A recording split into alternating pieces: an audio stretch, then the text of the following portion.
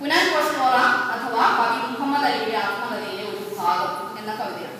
രണ്ടുപേരോടും കവി മുഹമ്മദ് അലിയോടും വിഷ്ണുപ്രസാദിനോടുള്ള ബഹുമാനം മനസ്സിൽ സൂക്ഷിച്ചുകൊണ്ട് ഈ കവിത മുമ്പിൽ വായിക്കുകയാണ്. നിങ്ങളത് വായിക്കണം എന്നുള്ളത് കൊണ്ട് മാത്രം കേൾപ്പിക്കുന്നതാണ്.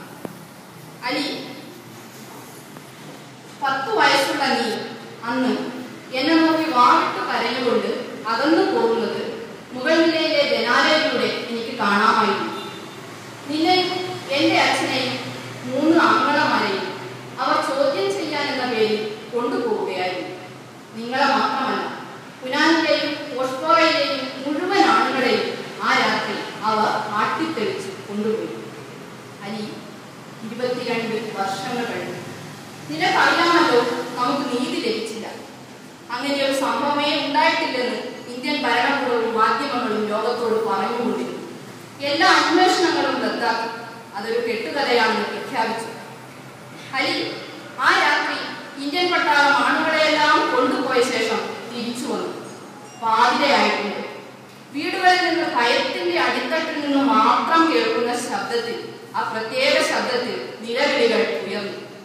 തോപ്പിൻമുനയിൽ 11 വയസ്സ് മുതൽ 80 വയസ്സ് വരെയുള്ള സ്ത്രീകളെ ബലാത്സംഗം ചെയ്തു. പിറ്റേ ദിവസം രാവിലെ 9 മണി വരെ നീണ്ടു നിന്നു അത്. അലി, അലി, അഭിമാനിക്കാൻ ഒന്നുമില്ലെങ്കിലും നിന്റെ അമ്മ അന്ന് രക്ഷപ്പെട്ടു. നീ അടക്കമുള്ള ആണുങ്ങളെ അന്ന് പിടിച്ചു കൊണ്ടുപോകുമ്പോൾ ഞാൻ മുകൾ നിലയിലായിരുന്നല്ലോ. എല്ലാ വീടുകളിൽ നിന്നും സ്ത്രീകളുടെ അലമുറകൾ കേട്ടു തുടങ്ങി. പട്ടാളക്കാരുടെ അലർച്ചകളും കൂട്ടച്ചകളും. കുറച്ച് പട്ടാളക്കാർ നമ്മുടെ വീട്ടിൽ കയറി. അവർ എല്ലാ മുറികളിലും കയറി പരിശോധിക്കാൻ തുടങ്ങി. കോണിപ്പടി കയറി ഒരാൾ മുകളിലേക്ക് വരുന്ന ശബ്ദവും കേട്ടു. ഭയത്താൽ ബോധശൂന്യയാവുമെന്ന് എനിക്ക് തോന്നി. അറിയാതെ എന്റെ ഉടുതുണിയിലാകെ മലം വിസർജിച്ചു.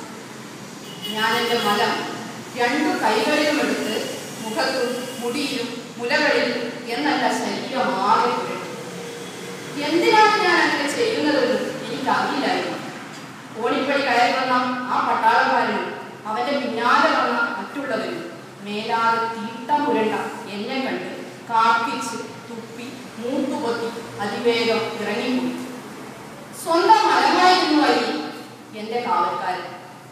100 കണക്കിന് സ്ത്രീകൾ അവരുടെ മാനം നഷ്ടപ്പെട്ടപ്പോൾ നിന്റെ അമ്മ രക്ഷപ്പെട്ടു എന്നതിൽ അഭിമാനിക്കാൻ ഒന്നുമില്ല അലി, അഭിമാനിക്കാൻ ഒന്നുമില്ല.